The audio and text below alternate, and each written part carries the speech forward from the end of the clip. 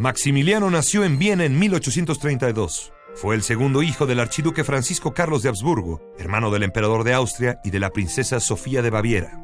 Al igual que sus hermanos, Maximiliano tuvo una rigurosa educación humanística, militar y de idiomas, pero destacaba entre ellos por su afición al arte, la arquitectura, la historia y la poesía.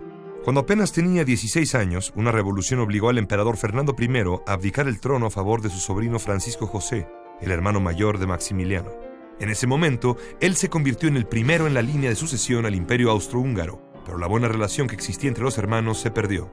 Maximiliano viajó por el mundo sirviendo a la marina austriaca. En 1852, en Portugal, se enamoró de la princesa Amalia, hija del emperador Pedro I de Brasil, y se comprometió con ella, pero la joven princesa falleció a principios del año siguiente. Más que el amor, las razones de Estado pesaron para que Maximiliano aceptara casarse con la princesa Carlota de Bélgica en 1857. Ella, en cambio, parece haber estado verdaderamente enamorada del archiduque austriaco. Vivieron en el castillo de Miramar, construido por Maximiliano a orillas del mar Adriático, en el territorio imperial de Lombardía-Venecia.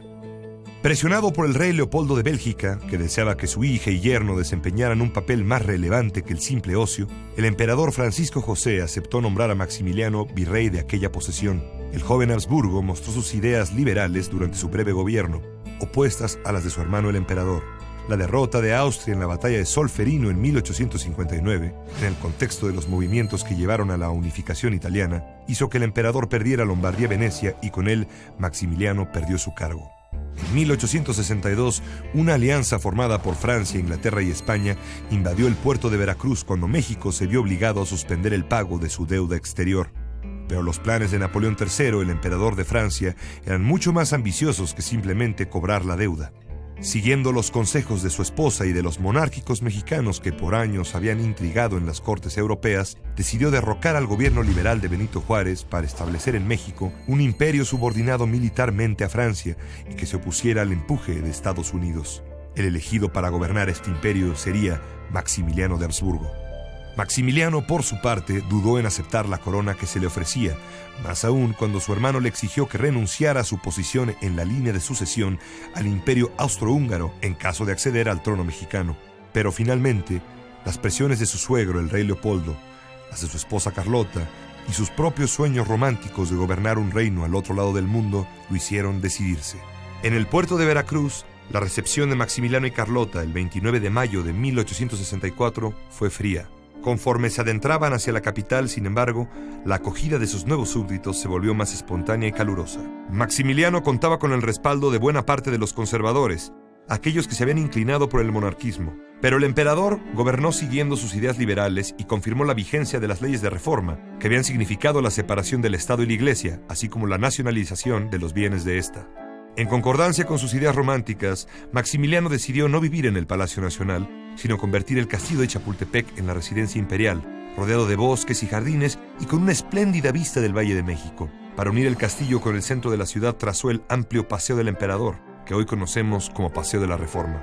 Mientras Maximiliano pasaba el tiempo planeando edificios, jardines, haciendo viajes a Cuernavaca o elaborando complicados reglamentos para la corte, Carlota ejercía su autoridad y don de mando en los asuntos del imperio. La Roja, como le llamaban los conservadores por sus ideas liberales, parecía más convencida que Maximiliano de tener éxito en su aventura imperial. La guerra contra la República encabezada por Benito Juárez no se detuvo en ningún momento de la vida del efímero imperio mexicano. Juárez, en su remoto refugio en el norte, seguía siendo presidente. El ejército francés solo controlaba los caminos y los capitales de los estados. Además, el mariscal Aquiles Bazén había obstaculizado intencionalmente la creación de un ejército imperial mexicano que no solo habría podido controlar una extensión mayor del país, sino reemplazar a las tropas francesas y sostener a Maximiliano en el trono. La gravedad de esa decisión se manifestó cuando en 1866 Napoleón III decidió retirar el apoyo militar a Maximiliano a causa de la amenaza que le suponía el militarismo prusiano, así como la hostilidad de los Estados Unidos. Conscientes de que sin Napoleón el imperio mexicano caería, Carlota viajó al viejo continente a buscar desesperadamente recuperar el apoyo de Francia. En su intento, la emperatriz enloqueció. En febrero de 67 comenzó la evacuación. Cada ciudad mexicana de la que se retiraba el ejército francés era ocupada inmediatamente por los republicanos. Solo algunas plazas, como Puebla en el mes de abril, ofrecieron alguna resistencia a este avance arrollador. Maximiliano decidió que la capital del país no ofrecía condiciones para su defensa y partió con su menguado ejército hacia Querétaro. Rodeado en aquella ciudad por los liberales bajo el mando de Mariano Escobedo, consiguió resistir el sitio hasta que la madrugada del 15 de mayo la plaza cayó, quizá entregada por un traidor, el general Miguel López.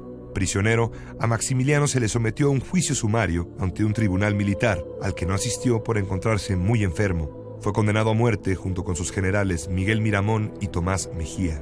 Aunque muchas voces solicitaron el perdón, el presidente Juárez fue inflexible. Era la ley, no él mismo, quien lo había condenado. El 19 de junio, en el Cerro de las Campanas, a las afueras de la ciudad de Querétaro, la sentencia se cumplió. Las últimas palabras del emperador antes de ser fusilado llamaban a la concordia y a que su sangre fuera la última derramada en el país. Carlota, en un mundo que ya no era el que le había tocado vivir y con muy pocos momentos de lucidez en medio de su locura, le sobreviviría 60 años hasta 1927.